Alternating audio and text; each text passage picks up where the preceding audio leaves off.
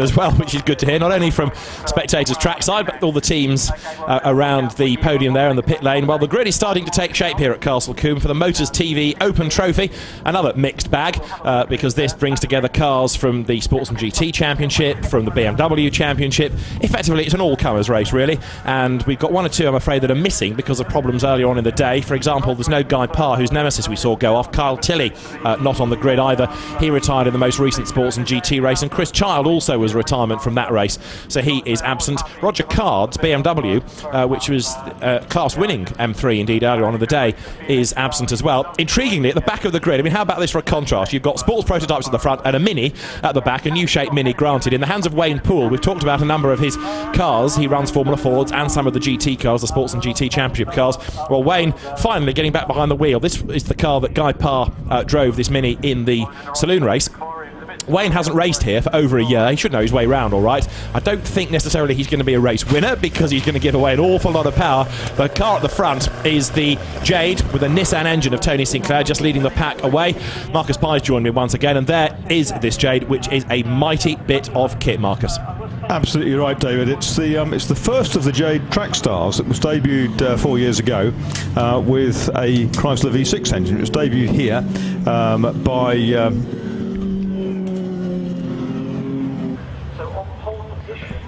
debuted here by Guy Woodward, and then I had the great pleasure of racing it in that form, second time out at Brands Hatch, giving it its first win in pouring rain. It now has the 90-degree 400 horsepower Nissan V6 engine in it, which is a familiar engine to Tony. He's also raced a car. He had the lap record with 120-degree flatter V6 Nissan. It makes 400 horsepower.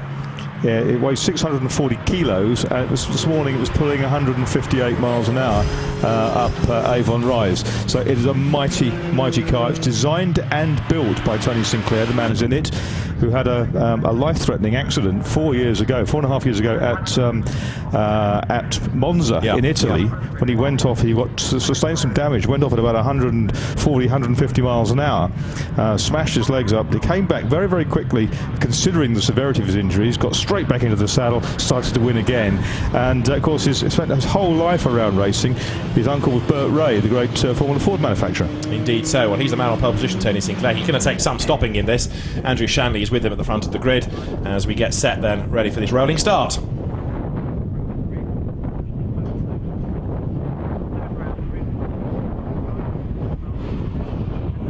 So up they come. You can see the variety at the back of the grid. Doug Watson's BMW Z4 Coupe. You've got the Honda Civic. Alan James at the wheel of it this time. There's David Kempton's BMW, hopefully with its ABS restore. That failed earlier on. Rolling start. Well, Andrew Shanley is on the outside of row one, and we know how good he is around here, but I'm afraid to say I suspect even he will not be a match for Tony Sinclair. No, I mean, Tony's won many, many races here at Castle Combe in the past, in the days when the big capacity cars were allowed to compete. And now, as they come round together, it's got the Jade on the inside, the red car. The outside is the little motorcycle engine Radical. And 20 minutes of racing then get underway now. And a bad start again, I'm afraid, by Scott Cooper, who had trouble in the recent race for the GT cars. But look at that. Tony Sinclair just streaks off into the distance. Shanley tries to go with him. And then in third spot, Alte John Alley with the next of the Radicals. It may be lower down the order where the best squabbles come from. But look at this as the leaders crest Avon Rise up for the first time towards the right-hander at Quarry Corner. Sinclair leads Shanley. And then in third spot is Alte John Alley. The BMWs are getting themselves together for a good fight. The next question is, can Sinclair do anything about lapping much under the 64 seconds he did in qualifying? Well, absolutely. Certainly going to give it a try. It'll happen in the first 3 or 4 laps once the tyres are up to temperature. But look, like a terrier all over him behind. Scott Cooper's got problems, fuel pressure problems in that car in the previous race. They were saying to me just before the grid. And here we go then. Just got to get those big tyres sorted.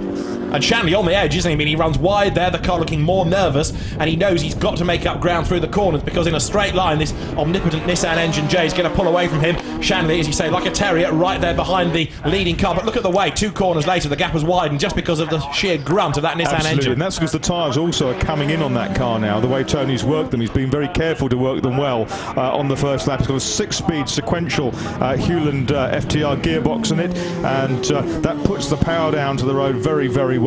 Superb piece of engineering. It's a space frame chassis. It's quite heavy, but it's got bags of grunt and, more importantly, bags of torque.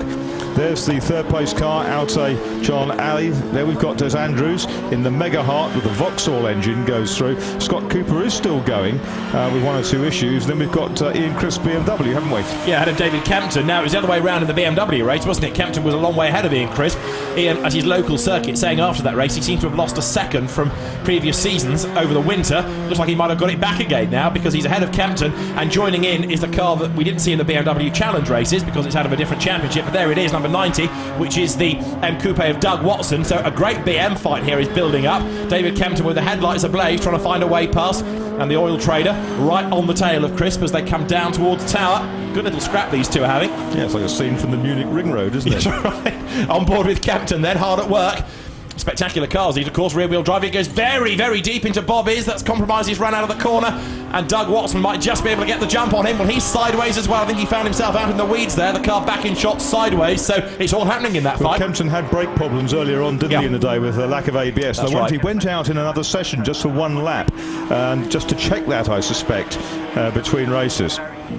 Indeed so. We saw him at the back of the grid for the earlier GT race. He's gone across the line there, but there's Ian Crisp who's getting away, and I rather suspect, given the way that he got Bobby's wrong, that ABS problem may still be there. David Campton is not somebody who normally hurls cars off the road, and there you can see the Dylan Popovic driven car, which is working its way into contention as well. Now Popovic has got himself up ahead of the newer shape M3 in the hands of James Card, but Card is coming back at him now. Look, as they turn their way through Quarry. Yeah, that's an E46 M3, very, very pretty car, but it's of course very heavy.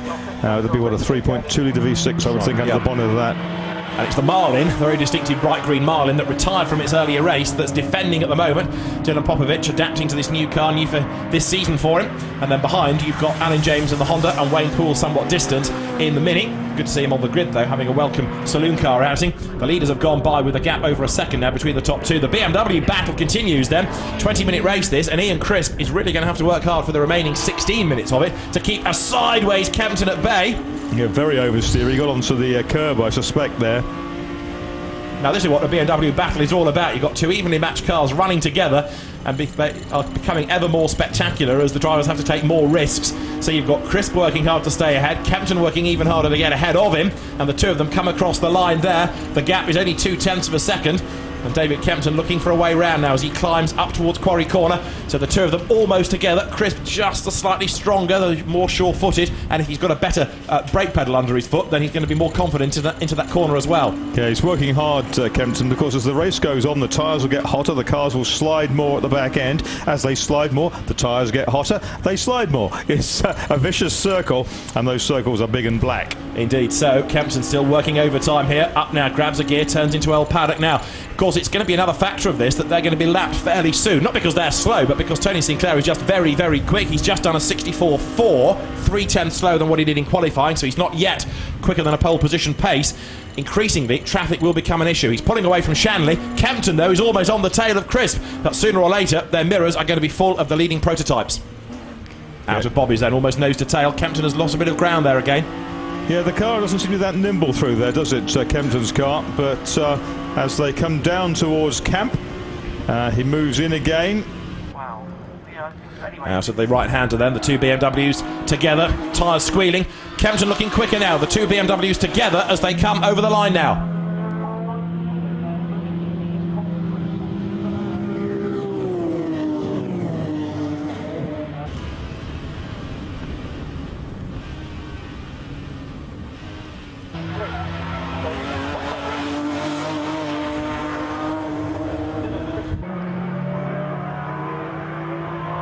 Battle continues then. David Campton now getting a bit more towy, looking for a way past, but the pair of them, Marcus, now being caught again, aren't they, by Doug Watson?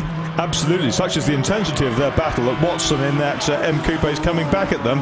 Rare car for the circuits. Yeah. Not an unattractive one either. No, you're right about that. I think we had one occasionally in British GT, didn't we? Going back a few seasons ago, we've seen them on occasions in Brit car races. Campton there having a look on the inside. Can't quite find a way by. Ian Crisp hangs on then. So the two M3 BMWs keeping the Z4M at bay. Sort of car that Rob Barrett, Jan Persson drove briefly in British GT going back a few seasons. Right, Campton still hard at work. He's great in a straight line, isn't he? But it's through the twiddly bits, really, because of a braking area where the problems Cooper are. Into the pits with the Juno. That's oil pressure, you said, wasn't it? From earlier on. Fuel pressure. They were complaining of both. But through camp, we can see that Kempton's getting very close. You're riding with him over the line, looks on the inside. He's not quite near enough though, there is he. Ian Crisp, to be fair, doing a good job because there's a lot of pressure on him here. Yeah, I mean, Kempton doesn't have the brakes under him, that's for sure at this point. Now they're at Quarry, and behind them, not that far behind, is the race leader. This battle is the next one to be lapped. Sinclair is on lap 7, 13 minutes of the race are still to run. There are the BMWs battling. Kempton, of course, looking for a way past Crisp, also conscious of Doug Watson behind him. Brake lights stab on Crisp's car, brakes, turns into the S's, but very shortly, as I say, their mirrors are going to be full as an oversteery Kempton gets his right foot back on the floor, and there is Cooper still in trouble. Yeah, Kempton's certainly working harder than the man ahead of him, which is Ian Crisp. But I don't think he's got the brakes to do anything down here.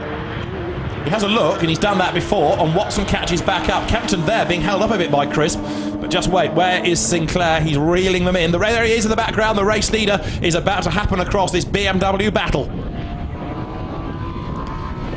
The two M3s and the M Coupe there. Behind them, though, is the raucous Jade. And here it comes down the inside. Watson's seen them. David Kempton's pretty busy trying to battle against Crisp, but he does go wide, gets out of the way.